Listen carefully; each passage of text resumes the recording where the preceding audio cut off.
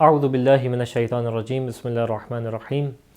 एक जो इंतहाई अहम सवाल पेश किया जाता है माह मुबारक रमज़ान के अंदर, और वो ये कि सहरी में किस टाइम तक इंसान के पास इख्तियार है खाने का, यानी कब तक इंसान के पास ऑप्शन है कि ये सहरी को जारी रखे और कब वो वक्त है कि जब इसको अपने हाथ रोक देना है खाने से।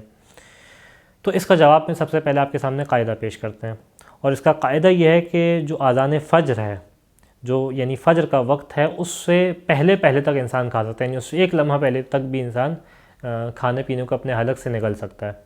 लेकिन जहाँ आज़ान फ़ज्र का वक्त हो गया उसके बाद जो है इंसान इसको कंटिन्यू नहीं कर सकता। लेकिन अब हमारे सामने कुछ मसाइल हैं जो पेश आते हैं। पहला मसला ये है कि ये बहुत कम अफराद होते हैं जिनको बहुत प्रिसाइज़ तरीके से दकीकन मालूम हो कि एग्जैक्टली वक्त कब तक है फ़ज्र का, क्योंकि हमारे पास जो कैलेंडर होते हैं उसके अंदर भी एहतियाती वक्त दिया जाता है। हत्ता फ़ज्र का भी एहतियाती वक्त होता है और सहरी से रुकने का भी एहतियाती वक्त होता है।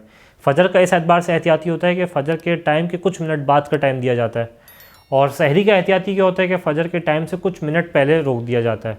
तो ये दोनों टाइम जो है वो फ़ज्र के टाइम नहीं होता है।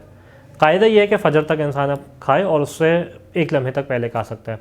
अब जिसको दकीकन मालूम है वो एक लम्हे तक पहले खा सकता है, लेकिन जिसको दकीकन नहीं मालूम कि फ़ज्र का वक्त कब है, यानी एग्जैक्टली प्रिसाइज़ तरीके से इसको नहीं मालूम, इसके लिए क्या हुक्म है? इसके लिए ये हुक्म है कि जहाँ तक इसको लगता है कि अब मैंने खाया तो यहाँ पे मुमकिन है कि फ़ज्र का वक्त हो चुका हो, तो इसको उस लम्हे से पहले पहले तक हाथ रुकना पड़ेगा।